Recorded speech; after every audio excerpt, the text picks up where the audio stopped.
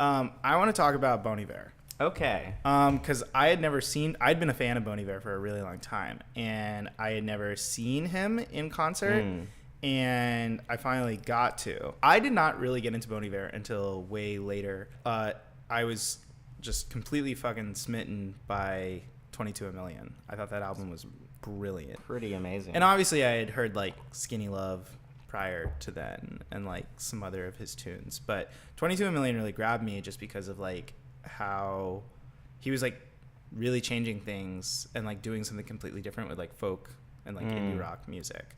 It wasn't the show I was expecting to see. He didn't play any of the music I knew. He didn't play anything from 22 A Million or Skinny Love, to the disappointment of someone that I heard that was drunk while we were walking out who was like, why didn't he play Skinny Love and also put on a hat, you bald idiot? And I was like, that's a sick take of the Bon Iver show, bro. But what he did this amazing thing with a company called Two Dance. Two Dance is also from St. Paul, and they're this like unbelievable, just like amazing dance company, like modern and ballet and stuff. And he had collaborated with them to have like a whole new dance performance. That's awesome. To presumably all of his new music, because he played some songs that I had like seen on YouTube. Like there was this thing going around for a while where like Bon Iver was doing a new song with Young Thug, and it turned out it wasn't Young Thug. But it sounds just like Young Thug, but it's amazing. Anyway, so he played like that. So that signaled to me like, okay, this is all his new music, because I didn't know anything. And it was him on like a riser with his band, with a 4-piece band, including him. And then all this space in front. Mind you, this is at Hollywood Bowl, so it's in front of 17,000 people. So he did this performance, and there was all these dancers. There was, I think, like a team of 10 dancers. Right. And all this space, most of the stage was that, and there was this like big LED wall.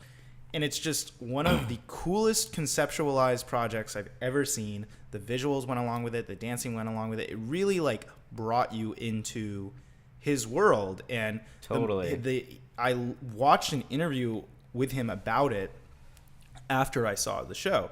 And what I came away with the show was it was really about connectivity and like how we've lost a lot of that as humans, and just trying to bring that back. And if we could somehow connect with each other better, then we might all be better off. And it's crazy that just through dance, and a lot of the songs were like very instrumental based, and he sang a lot, but his lyrics are kind of, I feel like, notably complex. You really have to read into them. But even despite all of that, I totally came away from the show with that feeling that this show was about humans connecting with one another. Yeah. And he reaffirmed that in an interview later, which was totally...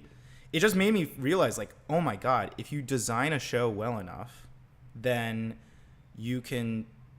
your message will come across, like, totally.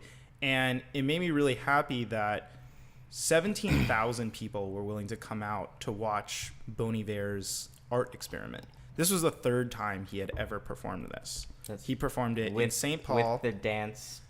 He performed it in St. Paul, either, I think, Philly or New York. I don't remember which one. I feel like probably New York, and then LA, and that's it. And I don't know whether he's going to perform it more. I really hope he does. I would imagine he will, because it was... Maybe Coachella this year. Maybe Coachella.